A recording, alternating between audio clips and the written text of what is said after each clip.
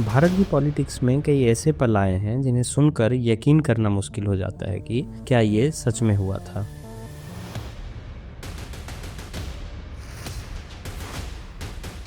जरा याद कीजिए 1979 को, जब केवल 60 सीटें जीतने वाला एक नेता प्राइम मिनिस्टर बन गया।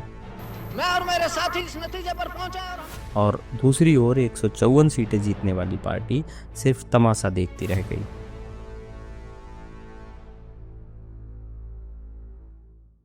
Why didn't you say let's keep quiet and let's have peace in Germany? देश के सबसे सम्मानित नेताओं में एक अटल बिहारी वाजपेयी की सरकार सिर्फ एक वोट के लिए गिरा दी गई।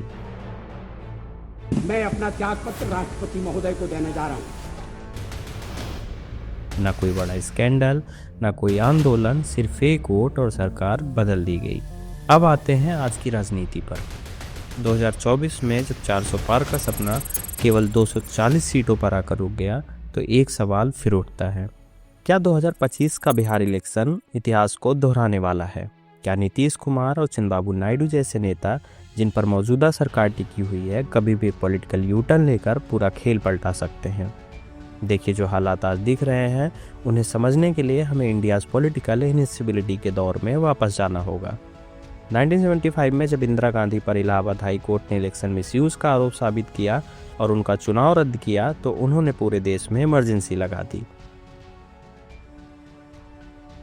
भाइयों और बहनों, राष्ट्रपति जी ने आपातकाल की घोषणा की है।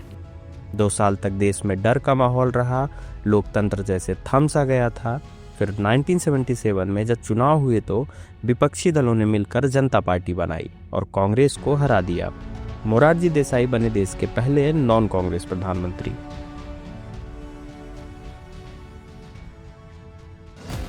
लेकिन 1979 में चौधरी चरण सिंह ने सिर्फ 60 सीटों के बावजूद कांग्रेस के भारी समर्थन से सत्ता हासिल कर ली। हालांकि यह सरकार तेज दिन भी नहीं चली, क्योंकि इंदिरा गांधी ने ठीक वक्त पर सपोर्ट वापस ले लिया। इस घटना ने हमें सिखाया कि भारत की पॉलिटिक्स में पावर इक्वेशन कभी भी बदल सकते हैं। अब 2024 का परिदृश्य देखिए। जब बीजेपी को एब्सोल्यूट मेजॉरिटी नहीं मिली, तो सरकार बनाने के लिए उन्हें जेडीयू और टीडीपी जैसे दलों पर निर्भर रहना पड़ा। नीतीश कुमार और नायडू दोनों किंग मेकर बन गए।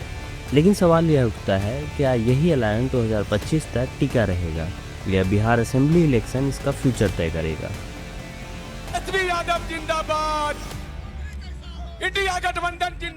बिहार में सत्ता की लड़ाई बेहद नजदीक की है। सिर्फ कुछ सीटों का अंतर और पूरी सरकार को गिरा सकता है। तेजस्वी यादव की आरजेडी और कांग्रेस फिर से मजबूत होकर लौट रहे हैं।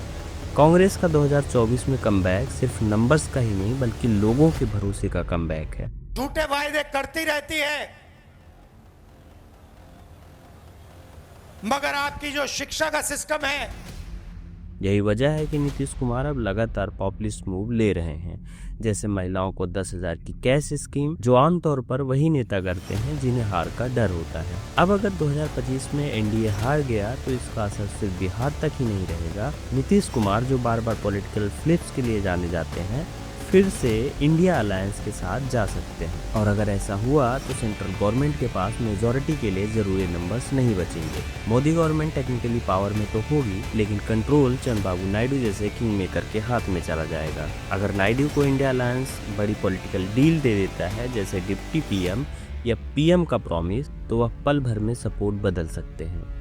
इस एक कदम से मोदी गवर्नमेंट का आंकड़ा 293 से 265 पर आ सकता है और इतिहास खुद को दोहरा सकता है। जैसे 1979 में चरण सिंह सिर्फ कुछ सपोर्ट पर पीएम बन गए थे, वैसे ही आज पावर की गद्दी किंग मेकर्स के इशारों पर नाच रही है। असली सवाल यह है, क्या 2025 का बिहार इलेक्शन सिर्फ एक राज्य का चुनाव रहेगा, या यह चुनाव पूरे देश की पॉलिटिक्स को बदल देगा? और क्या मोदी सरकार के तीसरे कार्यकाल को अधूरा छोड़ देगा? आपकी क्या राय है? क्या यह इतिहास को फिर से दोहराने वाला है? अपने विचार कमेंट सेक्शन में जरूर बताइए।